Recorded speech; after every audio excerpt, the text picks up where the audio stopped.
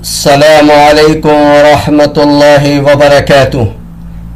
الحمد للہ رب العالمین والصلاة والسلام علی النبی الکریم وعلی آلہ واصحابہ اجمعین، اما بعد۔ خواتین و حضرات، ان دنوں بعض حضرات کی طرف سے قرآن و حدیث کی تعلیمات کے روح کے برخلاف کہا جا رہا ہے کہ حضرت ابراہیم اور حضرت اسماعیل علیہ السلام کے تاریخی واقعے کی یاد میں اللہ تعالی کے حکم اور نبی پاک صلی اللہ علیہ وسلم کی اتباع میں کی جانے والی قربانی میں زیادہ بڑھ چڑھ کر حصہ لینے کے بجائے پورے گھر کی جانب سے صرف ایک قربانی کر دی جائے، کیونکہ بعض صحابہ کرام اپنے پورے گھر کی طرف سے ایک قربانی کیا کرتے تھے۔ پہلی بات تو عرض ہے کہ یہ بات نفلی قربانی کے متعلق ہے، کیونکہ قرآن و حدیث سے قربانی کا واجب ہونا ہی معلوم ہوتا ہے۔ اللہ تعالی نے قرآن کریم میں قربانی کرنے کا حکم دیا ہے، اور حکم عمومی طور پر وجوب کے لیے ہی ہوتا ہے۔ نیز نبی پاک صلی اللہ علیہ وسلم سے کسی ایک سال بھی قربانی نہ کرنا ثابت نہیں ہے۔ قربانی کی استطاعت کے باوجود قربانی نہ کرنے والے کو حضور اکرم صلی اللہ علیہ وسلم نے فرمایا کہ وہ عیدگاہ کے قریب بھی نہ جائیں۔ اس نوعیت کی وعید واجب کے چھوڑنے پر ہی ہوتی ہے۔ قربانی کے وجوب سے متعلق قرآن و حدیث کے تفصیلی دلائل کے لیے میرے مضمون قربانی واجب ہے کا مطالعہ کریں۔ یوٹیوب پر بھی یہ لیکچر میرا موجود ہے۔ حضور اکرم صلی اللہ علیہ وسلم ایک قربانی اپنی امت کی طرف سے بھی کیا کرتے تھے، ظاہر ہے کہ اس سے نفلی قربانی ہی مراد ہے۔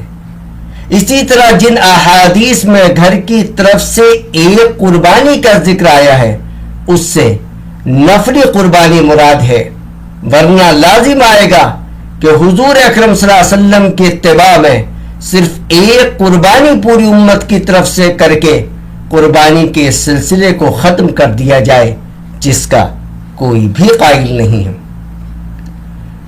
دوسری بات عرض ہے کہ قرآن و حدیث کی تعلیمات کا تقاضا ہے کہ ان ایام میں یعنی قربانی کے دنوں میں بڑھ چڑھ کر قربانی میں حصہ لیا جائے، کیونکہ تمام فقہا و علماء قرآن و سنت کی روشنی میں قربانی کے اسلامی شعار ہونے اور ہر سال قربانی کا خاص اہتمام کرنے پر متفق ہیں، اور قربانی کے ایام میں کوئی نیک عمل اللہ تعالی کے نزدیک قربانی کا خون بہانے سے بڑھ کر محبوب اور پسندیدہ نہیں ہے، جیسا کہ پوری کائنات میں سب سے افضل حضور اکرم صلی اللہ علیہ وسلم نے ارشاد فرمایا، جو کتب احادیث میں موجود ہے۔ نیز حضور اکرم صلی اللہ علیہ وسلم بذات خود نماز عید الاضحیٰ سے فراغت کے بعد قربانی فرماتے تھے۔ نبی اکرم صلی اللہ علیہ وسلم کی قربانی کرنے کا ذکر حدیث کی ہر مشہور و معروف کتاب میں موجود ہے۔ آپ نہ صرف اپنی طرف سے بلکہ اپنے گھر والوں اور امت مسلمہ کی طرف سے بھی یہ قربانی کیا کرتے تھے۔ باوجود ہے کہ آپ کے گھر میں کبھی کبھی پکانے کی اشیاء موجود نہ ہونے کی وجہ سے 2 مہینے تک چولہا نہیں چلتا تھا، آپ صلی اللہ علیہ وسلم نے کبھی ایک دن میں دونوں وقت پیٹ بھر کر کھانا نہیں کھایا۔ آپ صلی اللہ علیہ وسلم نے بھوک کی شدت کی وجہ سے اپنے پیٹ پر 2 پتھر بھی باندھے۔ حضور اکرم صلی اللہ علیہ وسلم پوری زندگی میں ایک بار بھی صاحب استطاعت نہیں ہوئے، یعنی پوری زندگی میں آپ صلی اللہ علیہ وسلم پر ایک مرتبہ بھی زکوٰۃ فرض نہیں ہوئی، لیکن اس کے باوجود حضور اکرم صلی اللہ علیہ وسلم ہر سال قربانی کیا کرتے تھے۔ نیز آپ صلی اللہ علیہ وسلم نے حجۃ الوداع کے موقع پر انہی قربانی کے ایام میں 1-2 نہیں، 10-20 نہیں، 100 اونٹوں کی قربانی دی۔ ان میں سے 63 اونٹ نبی پاک صلی اللہ علیہ وسلم نے بذات خود نہر کیے، یعنی بذات خود ان کو ذبح کیا، اونٹ کا نہر کیا جاتا ہے، اور باقی 37 اونٹ حضرت علی رضی اللہ تعالیٰ عنہ نے نہر یعنی ذبح کیے۔ حج اور عید الاضحیٰ کے ایام میں قربانی حضرت ابراہیم علیہ السلام کی عظیم قربانی کی یاد میں اللہ کے حکم سے حضرت محمد مصطفیٰ صلی اللہ علیہ وسلم کی اتباع بھی کی جاتی ہے۔ ان دونوں کے احکام ایک ہی ہیں، یعنی جانور کی عمر وغیرہ اور حصوں میں شرکت کی تعداد کے اعتبار سے حج اور عید الاضحیٰ کی قربانی کے احکام یکساں ہیں۔ غرض ہے کہ ان ایام میں خون بہانا ایک اہم عبادت ہے۔ تیسری بات اور ہے کہ جانوروں کی قربانی سے اللہ کا تقرب حاصل ہوتا ہے، اللہ راضی ہوتا ہے، صرف مذہب اسلامی میں نہیں بلکہ دنیا کے دیگر مذاہب میں بھی، اور حضور اکرم صلی اللہ علیہ وسلم سے قبل دیگر انبیاء اکرام کی تعلیمات میں بھی قربانی کا ذکر ملتا ہے۔ حضرت ابراہیم علیہ السلام کا عظیم واقعہ مشہور و معروف ہے۔ جب قربانی سے اللہ کا تقرب حاصل ہوتا ہے تو اس میں بڑھ چڑھ کر ہی حصہ لینا چاہیے۔ چوتھی بات عرض ہے کہ حضور اکرم صلی اللہ علیہ وسلم کے زمانے میں عمومی طور پر صحابہ کرام کے معاشی حالات بہتر نہیں تھے، نیز صحابہ کرام کو اپنے مال کا اچھا خاصا حصہ جہاد وغیرہ میں بھی لگانا ہوتا تھا۔ اس کے باوجود حضور اکرم صلی اللہ علیہ وسلم صحابہ کرام کو قربانی میں بڑھ چڑھ کر حصہ لینے کی تعلیم دیتے تھے، حالانکہ آپ صلی اللہ علیہ وسلم اپنی امت پر شفقت کا معاملہ کیا کرتے تھے۔ پانچویں بات اور ہے کہ احتیاط کا تقاضا بھی یہی ہے کہ قربانی کے وجوب کے قول کو اختیار کیا جائے۔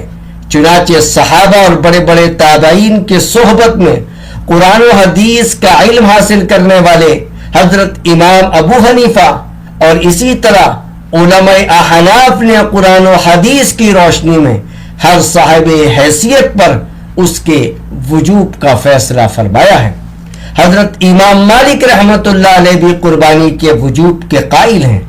حضرت امام احمد ابن حنبل رحمۃ اللہ علیہ کا ایک قول بھی قربانی کے وجوب کا ہے۔ علامہ ابن تیمیہ رحمۃ اللہ علیہ نے بھی قربانی کے واجب ہونے کے قول ہی کو راجح قرار دیا ہے۔ حضرت امام احمد ابن حنبل رحمۃ اللہ علیہ نے اپنی کتاب میں لکھا ہے کہ اگر کسی شہر کے سارے لوگ قربانی ترک کر دیں تو ان سے قتال کیا جائے گا، کیونکہ قربانی اسلامی شعار ہے۔ خواتین و حضرات، اگر یہ بات تسلیم بھی کر لی جائے کہ ایک گھر کی طرف سے قربانی کی گنجائش ہے تو زیادہ سے زیادہ اس کا جواز ہی تو ثابت ہو سکتا ہے، لیکن اس کی ترغیب نہیں دی جا سکتی۔ ترغیب اور تعلیم یہی دی جائے گی کہ قربانی کے ایام میں زیادہ سے زیادہ قربانی کی جائے، کیونکہ ان ایام میں اللہ تعالیٰ کو قربانی کا خون بہانے سے بڑھ کر کوئی محبوب اور پسندیدہ عمل نہیں ہے، جیسا کہ سارے نبیوں کے سردار حضرت محمد مصطفیٰ صلی اللہ علیہ وسلم نے اپنے قول و عمل سے پوری امت مسلمہ کو پیغام دیا ہے۔ دوسری بات عرض ہے کہ گھر کا مطلب زیادہ سے زیادہ شخص، اس کی بیوی اور اس کے غیر شادی شدہ بچے ہی مراد ہو سکتے ہیں۔ شرعی اعتبار سے شادی ہونے کے بعد وہ مستقل ایک گھر ہوتا ہے۔ خواتین و حضرات، جب دلائل شرعیہ سے یہ بات واضح ہو گئی کہ قربانی واجب ہے تو ہر صاحب استطاعت کو قربانی کرنی چاہیے۔ اگر ایک گھر میں ایک سے زیادہ صاحب استطاعت ہیں تو ہر صاحب استطاعت کو قربانی کرنی چاہیے۔